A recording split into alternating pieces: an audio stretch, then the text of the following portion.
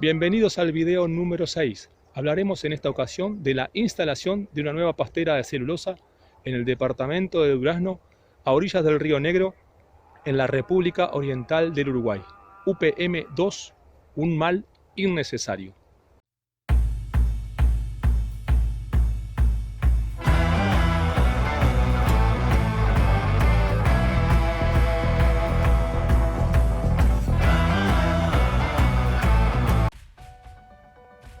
Esta es una página interna de trabajo de recopilación de datos,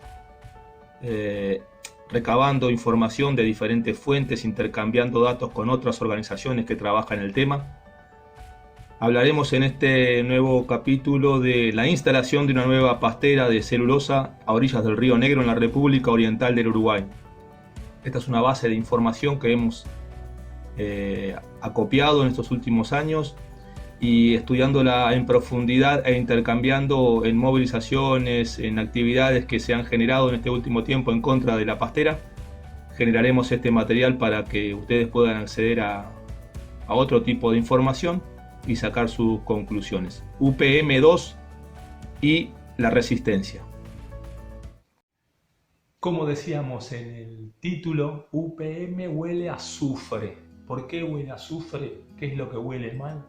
El manejo que se ha hecho de esto, el manejo, el desembarco del contrato, el trabajo que ha dado a acceder al contrato, las promesas de los beneficios que traía todo esto y que no se puede plasmar porque en el contrato lo que se lee textualmente es una desvergonzada atrocidad hacia el pueblo uruguayo, un contrato totalmente leonino donde la empresa se favorece y se garantiza hasta el más mínimo detalle. Está redactado en ese contrato. La empresa prevé hasta en posibles conflictos o guerras que entre el país tendrá que ser indemnizada. Imagínense el resto del contrato como sigue.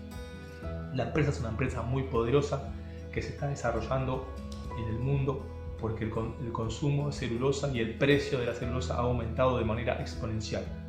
La empresa es una empresa muy fuerte y está apostando a poner en nuestro territorio una de las pasteras más grandes del mundo en un río que está totalmente podrido. De lo grave y de la gravedad a la que se expone al poner una planta de esa magnitud en ese río, se desoye, se apoya esto en la necesidad política y electoral que tienen los departamentos donde se instalará la planta, ya que son departamentos que tienen poco trabajo, poca mano de obra para su gente, y esto le daría un aire por 2 o 3 años.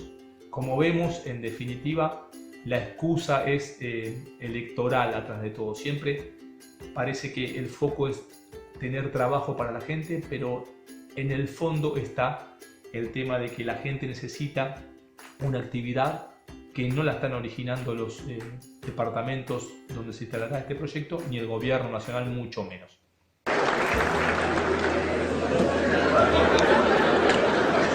En este mismo lugar huele a azufre todavía esta mesa donde me ha tocado hablar. Como vocero del imperialismo vino a dar sus recetas para tratar de mantener el actual esquema de dominación, de explotación y de saqueo a los pueblos del mundo. Incluso yo propondría un título: La receta del diablo. Insurgimos contra el modelo de dominación. Detallando algunos puntos singulares y particulares, obviamente, que por qué estas empresas desembarcan en esta región, Argentina, Brasil, por las condiciones climáticas principalmente. El desarrollo de los eucaliptos en esta zona es mucho más rápido e intensivo en esta región del planeta. Eso lo lleva a venir y se pelean estos países como los nuestros por este tipo de inversiones. Genera un empuje, un movimiento, una energía, una dinámica por unos años mientras está en la construcción del proyecto, pero después, como veremos en el desarrollo, esto cae y normalmente queda una parte minúscula del trabajo. Y como el proyecto se desarrolla principalmente a través de zona franca, lo que exportan estos países es palos hacia la empresa y la empresa después lo transforma y exporta a la empresa a través de zona franca celulosa. ¿Qué opina el sistema político en general del Uruguay sobre estos emprendimientos? Hay 4 partidos con representación parlamentaria. Solamente uno, el que está en minoría, que tiene un solo diputado, es el que se opone a la llegada y a la instalación de esta planta. El resto del sistema político está todo embarcado en estos proyectos.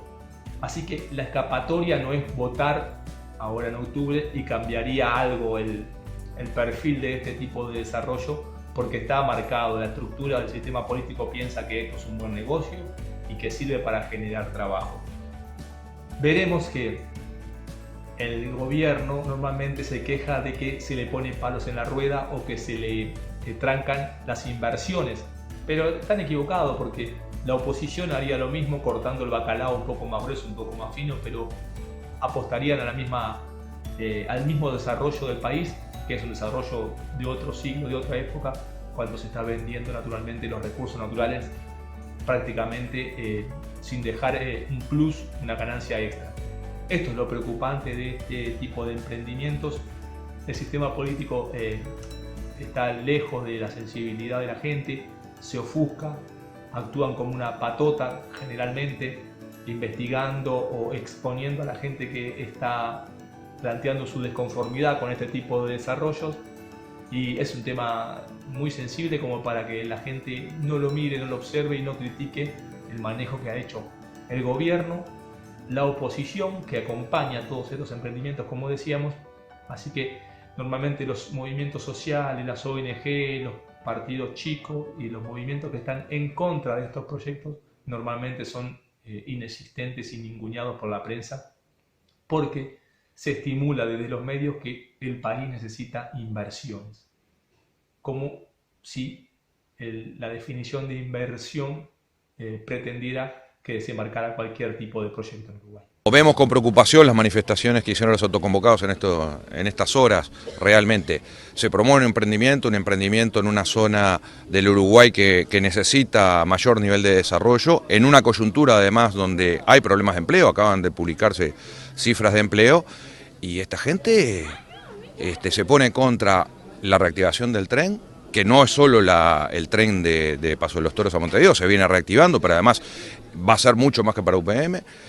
Un emprendimiento que genera puestos de trabajo. No es cierto, además, dicen una serie de cosas que no son ciertas definitivamente. No es cierto que no tribute, que no signifique ingresos fiscales importantes para el Estado. Realmente sorprendió.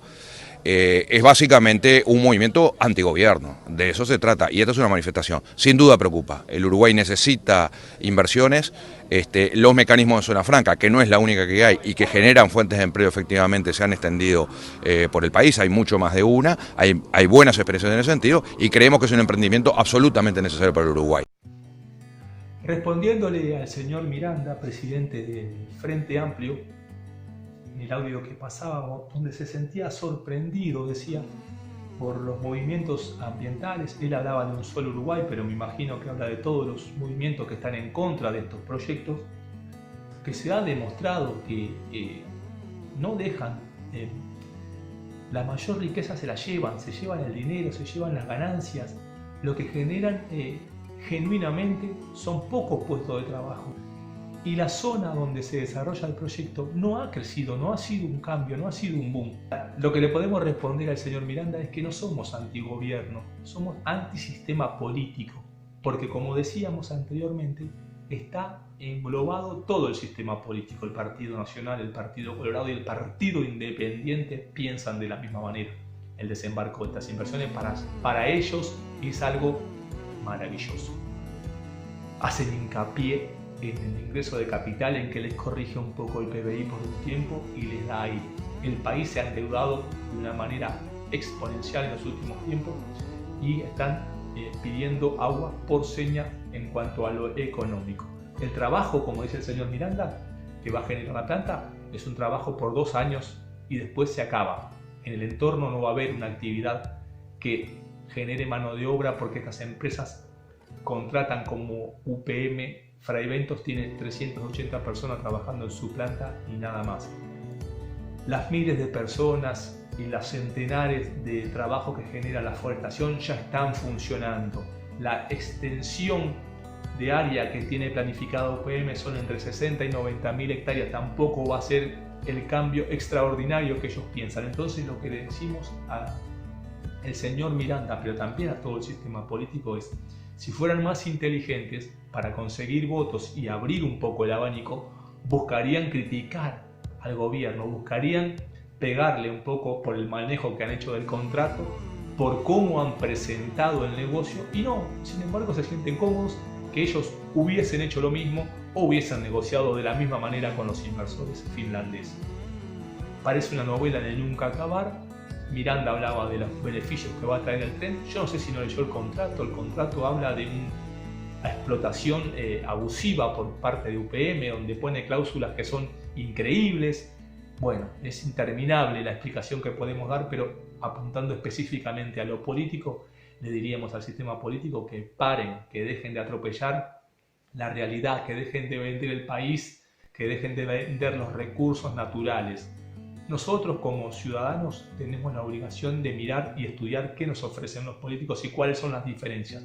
No podemos pensar solamente en la economía personal, exclusiva, de que si yo tengo trabajo a mí me va bien, el resto del país que se caiga a pedazos, porque es lo que ha pasado en estos últimos tiempos. Nos hemos endeudado, hemos generado esta necesidad que tenemos de que desembarquen estos proyectos y ahora estamos atados de patas y manos. En un momento nos van a plantear una alternativa de que instalar plantas de energía nuclear, porque también va a generar trabajo por un momento X en el tiempo y eso serviría para la economía. Una importante especie biológica está en riesgo de desaparecer por la rápida y progresiva liquidación de sus condiciones naturales de vida, el hombre. Ahora tomamos conciencia de este problema cuando casi es tarde para impedirlo. Es necesario señalar que las sociedades de consumo son las responsables fundamentales de la atroz destrucción del medio ambiente. Ellas nacieron de las antiguas metrópolis coloniales y de políticas imperiales que a su vez engendraron el atraso y la pobreza que ellos azotan a la inmensa mayoría de la humanidad. Con solo el 20% de la población mundial, ellas consumen las 2/3 partes de los metales y las 3/4 partes de la energía que se produce en el mundo. Han envenenado los mares y ríos, han contaminado el aire, han debilitado y perforado la capa de ozono, han saturado la atmósfera de gases que alteran las condiciones climáticas, con efectos catastróficos que ya empezamos a padecer. Los bosques desaparecen, los desiertos se extienden, miles de millones de toneladas de tierra fértil van a parar cada año al mar.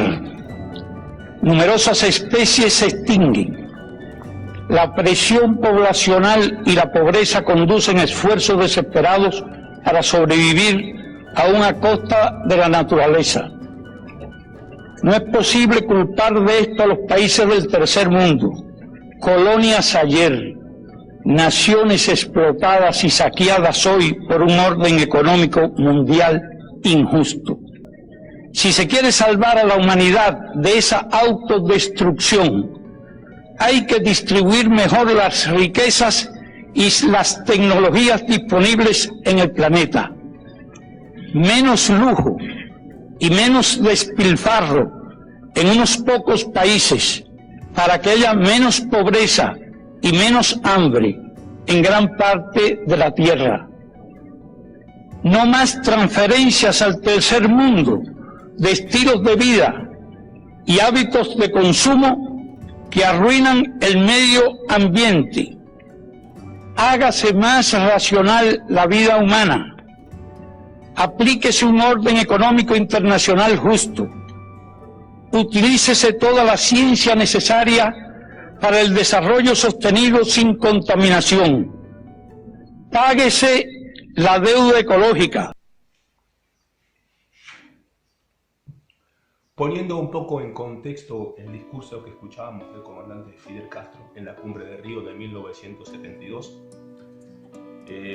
diríamos que estaba atravesado por el trabajo de los límites del crecimiento y del Club de Roma, un trabajo que se hizo en 1972, encargado por el Instituto de Tecnología de Massachusetts, donde se elaboró una proyección de qué pasaría en los próximos 100 años.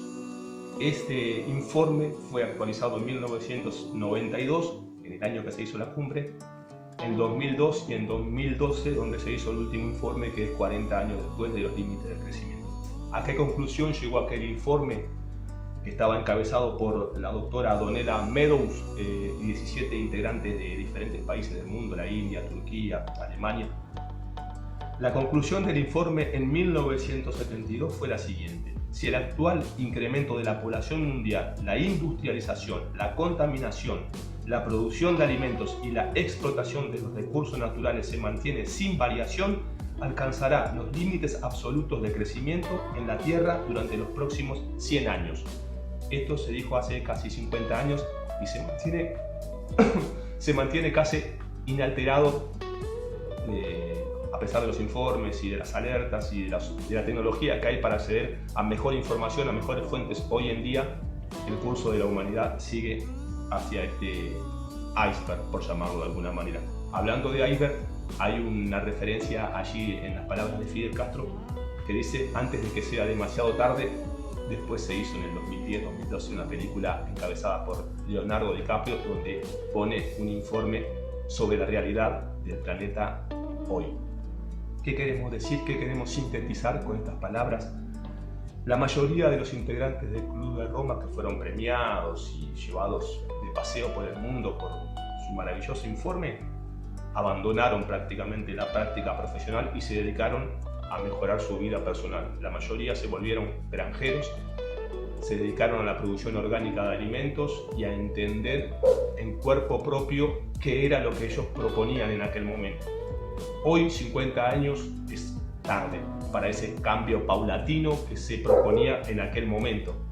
Hoy estamos en una encrucijada mucho más difícil, con mucho menos margen. El calentamiento global ha hecho estragos, el cambio climático se impone y es un tema más conversado, pero prácticamente no se modificó absolutamente nada el comportamiento que se recomendaba en aquel momento.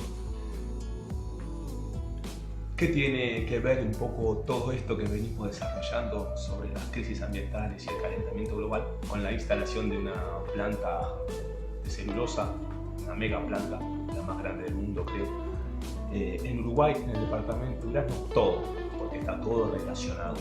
Haciendo mención a un informe que está por allí que dice: las políticas públicas y los políticos muchas veces están influenciados directamente por los informes científicos, otras veces están inspirados en los informes científicos, y los nuestros están en la última categoría, en la autoiluminación. La mayoría están iluminados por un acceso que ellos consideran privilegiado a la verdad o a la realización de las tareas que hay que hacer personalmente por ellos. Ellos lideran y enfrentan esta disyuntiva constantemente porque se repiten, los problemas son cíclicos y las soluciones siempre son postergadas, con el agravante que ya veíamos que en el tema ambiental no hay postergación posible.